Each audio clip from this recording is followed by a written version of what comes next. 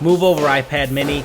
The new king of the budget tablet is here in a 7-inch form factor, and this is the new Google Nexus 7. This brand new refresh brings many enhancements to the table and is once again manufactured by Asus. Let's take a look at this, unbox it, and review it. The one I have here is the 32GB model, but it also comes in a 229 16GB model and a 349 LTE 32GB model, and the one I have now is $269. So once again, the 7 is pronounced on the box along with some Google branding, and it comes in a nice colorful blue box. Alright, so I'm not going to keep you waiting. Let's go ahead and unbox this thing. All you need to do is take a sticker off, give it a few shakes, and there is the Nexus 7. So let's go ahead and dive in and see what else comes in the box. So here is the brand new redesigned Nexus 7, and we'll go ahead and put that to the side and see what else comes in the box. And once again, you get some warranty information that nobody is going to read, and you get some cards here, kind of assuming that you don't know where the power button is. So make sure you hold that power button if you want to turn it on. And here is a micro USB to USB cord, and here's an Asus wall wart here. I would like to see a little bit higher of an amperage here, but this will have to do. So not much in the package, that's it.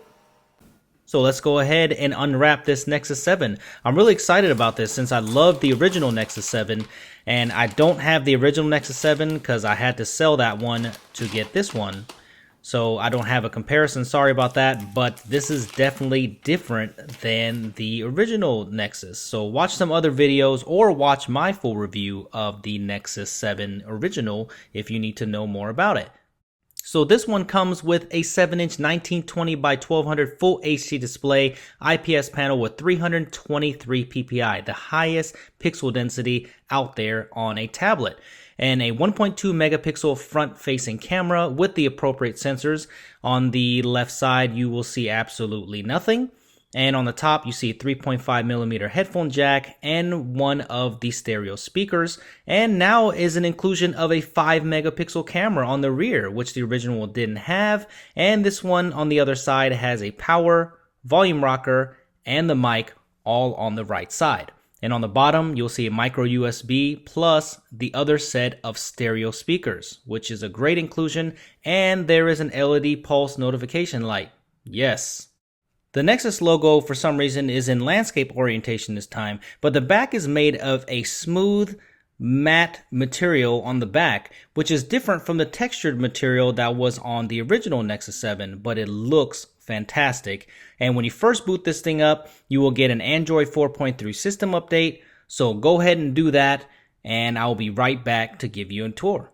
Alright, now that everything is booted up, there is Android 4.3 on this beautiful 1080p display. It's actually a little bit above 1080p, but this screen is fantastic, guys. I'm telling you, the camera does not do it justice. You will love this screen. The color accuracy is nice. It's nice and bright. It's very sharp. I think you will love this screen like I do. I can't wait to use this thing even more. This thing is definitely going to be my favorite tablet. I can tell. I love this screen. And there's the new wallpaper for Android 4.3 right there, and it comes preloaded.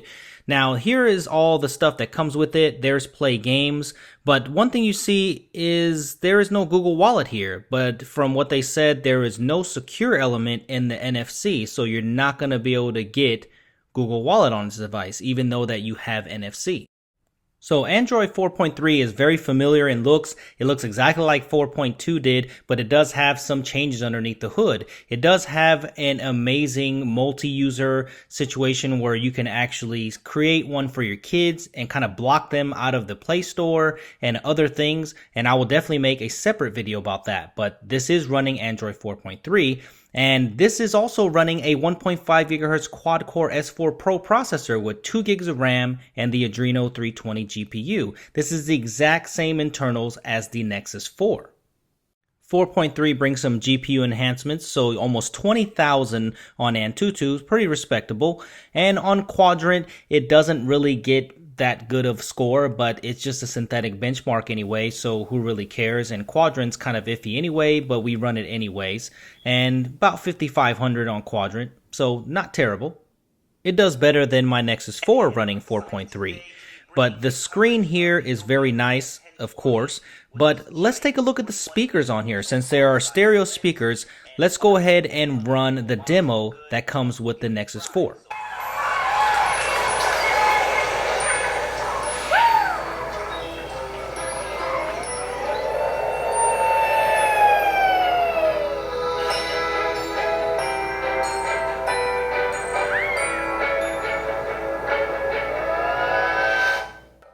Wow, what a huge improvement from the first Nexus 7. The first Nexus 7 had pretty much terrible speakers, but watching media on this is fantastic. I watch a lot of YouTube, watch a lot of tech videos and music videos and things like that, and this screen with the combo of the stereo speakers, there's a very nice media consumption device. And I really enjoyed doing that, and if you consume a lot of media, you will love this. Now, the speakers aren't the loudest, but they sound pretty good. I mean, they're no boom sound speakers, but they sound great.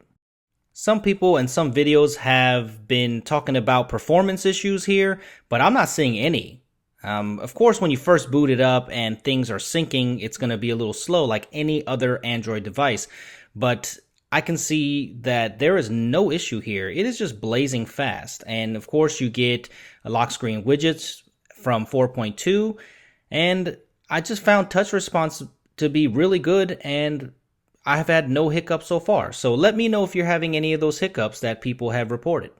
Anyway, let's jump to the 5 megapixel camera that's on the back. So the last one had no camera at all except for the front facing, but this time they included a 5 megapixel camera. And it takes some respectable shots, but it's not going to be the best camera out there.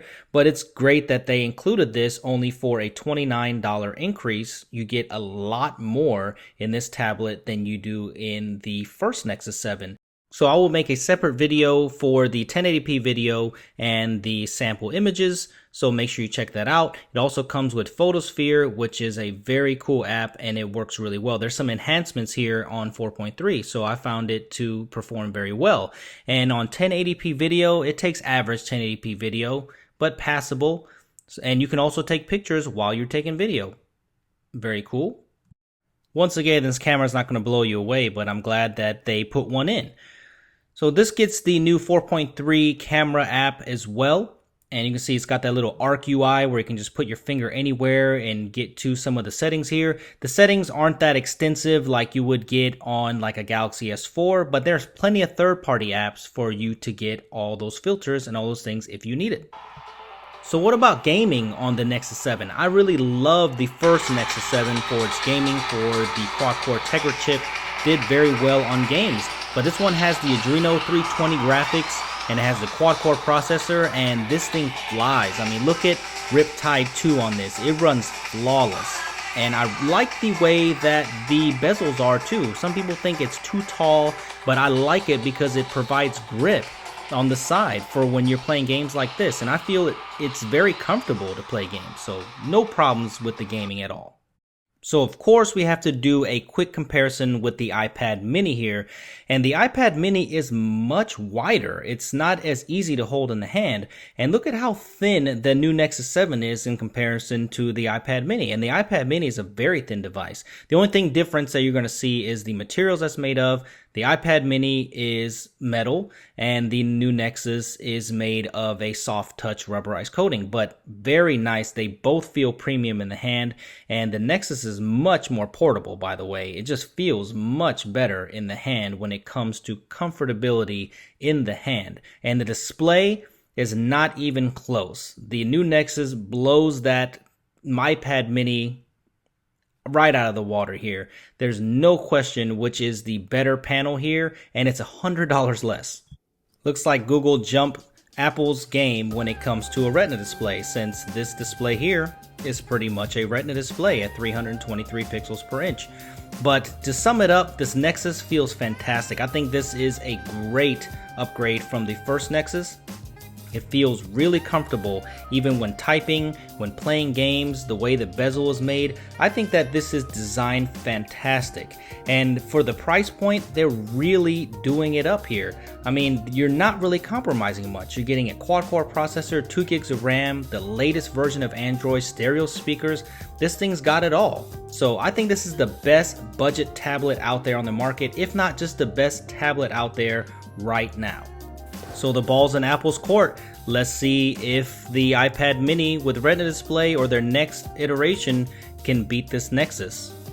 This is the tablet to beat right now. So please subscribe to my channel and please follow me on Twitter at SuperScientific, and do not miss another video. Thank you for your support. Leave your comments in the comments below and give me a giant thumbs up, thumbs up, thumbs up. Thanks for watching.